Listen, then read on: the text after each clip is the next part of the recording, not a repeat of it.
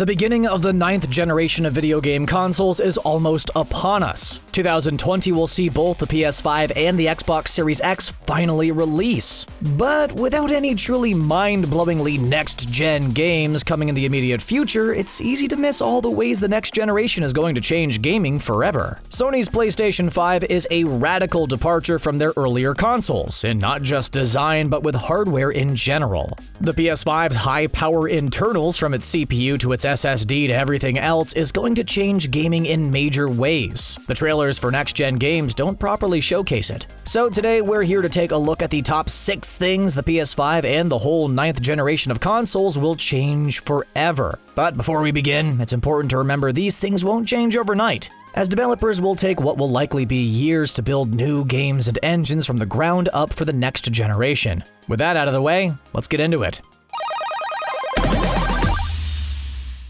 Every console generation is more powerful than the last, sure, but the PS5 is a more massive change than you might think when it comes to world complexity. A game world can be more or less complicated depending on how many characters are on screen, how many systems are in the game, and how much detail is displayed. And that's just the start of the list. A more powerful CPU means more complex game worlds can be built. But both the Xbox One and the PS4, and Xbox One X and PS4 Pro, have CPUs built on AMD's Jaguar microarchitecture. This style of chip is made to be low cost, low power, and easy to mass produce. It is most similar in specs and power to 2013-era tablets and notebooks. The PS5 CPU is set to not only have a much higher frequency, but will also be a fully featured desktop-class Ryzen Zen 2 chip. Fundamentally, games will no longer be powered by 7+ years old mid-tier mobile tech and instead by the very latest in PC technology. If that jump in power sounds staggering, that's because it is.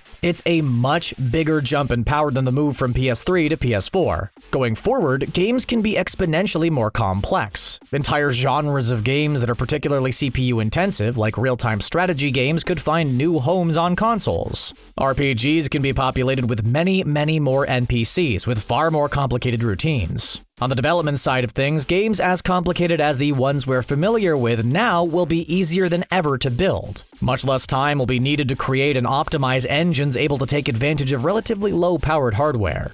What goes hand in hand with world complexity? World scale. For all of game development, you've had to choose between larger, more simple worlds or smaller, more complex worlds. This technical catch-22 has historically been a factor of streaming. How quickly can a game load in data, and how quickly can the player traverse the world? Consoles these days usually read data from a disk or off of a physical hard drive, and those who've upgraded their consoles with an SSD should know the rest of the hardware inside. Even modern game consoles can't adequately take advantage of an SSD's speed in the same way a PC can. This struggle has forced developers for decades to build games in certain ways, like devising winding, claustrophobic corridors that connect large open spaces, or conspicuously long elevator rides. Also, the game can have a chance to load in new content without distracting the player. This all changes for good with the next generation, as every PS5 will ship with an incredibly high-speed custom NVMe solid-state drive. The same can be said for the Xbox Series X, though its drive is a little different.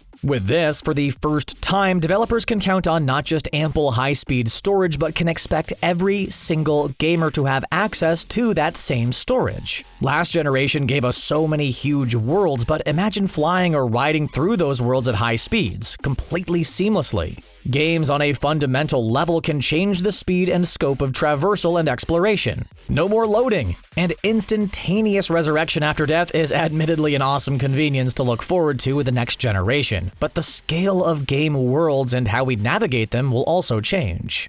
With the launch of the Xbox 360 in 2005, the HD era began. For the past 15 years, games on consoles have been largely running in quote-unquote HD or 720p or full HD or 1080p. With the PS4 and Xbox One, 720p was mostly left behind, and with the PS4 Pro and Xbox One X, QHD or 1440p and Ultra HD or 4K became possible. The PS5 and Xbox Series X, though, will be the first consoles to set their standard resolutions above 1080p. While it's likely many developers will give gamers the choice between playing at a lower resolution and higher frame rate or a higher resolution and lower frame rate, 4K is very much going to be the expectation. This jump in in resolution is much bigger than you think. From around 480p to 720p, i.e. the PS2 to PS3, there's approximately double the pixels. When jumping from 720 to 1080p, i.e. the PS3 to PS4, there's approximately double the pixels. Going from 1080p to 4K is a staggering 4 times increase in detail. So even if you were less than blown away by the increase in resolution from the PS3 to PS4, or were unsatisfied with the Pro console's performance, the next console generation is sure to impress. And just as the Xbox 360 marked the beginning of the HD era, the PS5 and Xbox Series X will mark the beginning of the 4K era,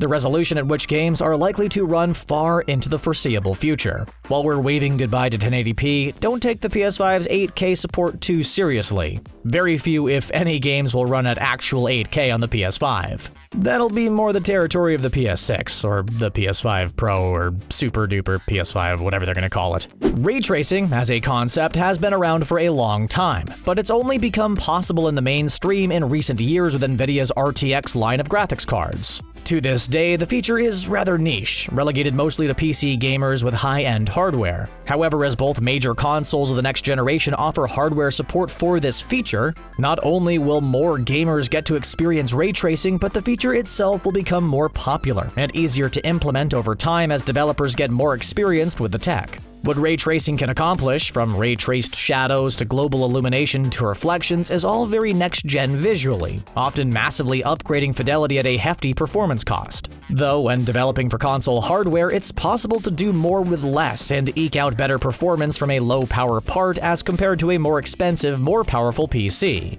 So, ray tracing could very well turn out to be the secret sauce for the next generation, the feature that games can show off to immediately differentiate themselves from older titles. Ray tracing can even radically change the entire visual aesthetic of a game, breathing new life into older titles like Minecraft.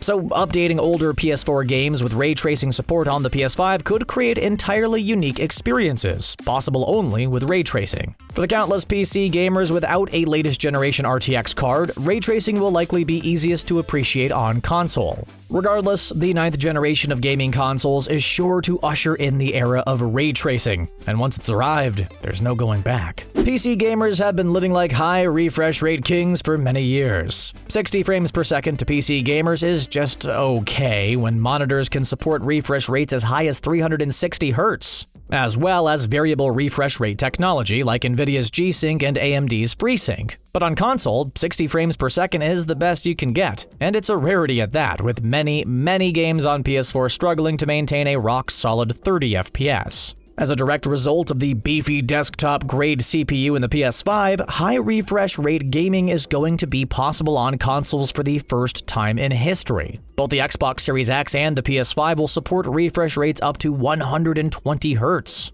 It's important to note that while possible, relatively few games will make use of this feature, as the sacrifices in fidelity required to maintain refresh rates that high at a modern resolution are significant. Single-player narrative experiences or massively multiplayer games are graphically expensive, but games meant for esports aren't. This is why Microsoft has announced Halo Infinite will support 120 FPS in multiplayer on console. The higher frame per second count will make the action much more fluid, and the competition fiercer, while the single-player experience will run at a lower frame rate to compensate for more varied and impressive visuals. Competitive gaming on consoles can and will become much more popular if the games themselves are much easier to control, and players can react more quickly, and multiplayer games built for competition are likely good candidates for 120 FPS support. If games offer both 120 FPS support and support for mouse and keyboard input, which may be possible on the next generation, even hardcore PC gamers would have trouble seeing what's worse about the console experience. The last thing you might expect the PS5 and Xbox Series X to change is PC gaming, but you'd be wrong.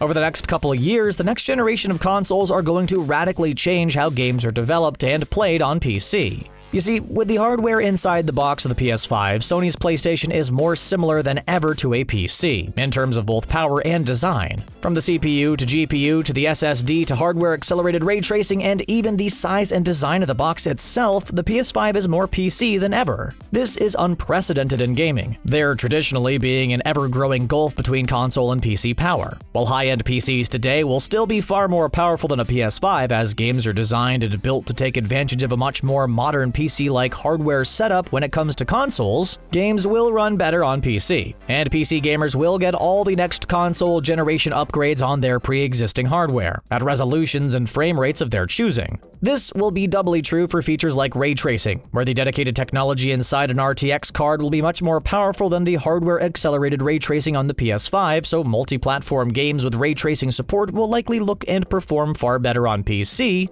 than their console counterparts. Change will come slowly, over time, but the generations of bad PC ports are coming to an end, finally, as the line between console gamer and PC gamer becomes even blurrier, and developers have to devote fewer resources to building a game for any one specific platform. What has you the most excited for the next generation of gaming? And do you plan on picking up a PS5 or a Series X or both next-gen consoles? Let us know in the comments down below. And for everything gaming, make sure to subscribe to us here at The Gamer and ring that bell if you'd like to stay up to date with our latest videos. Thanks so much for watching.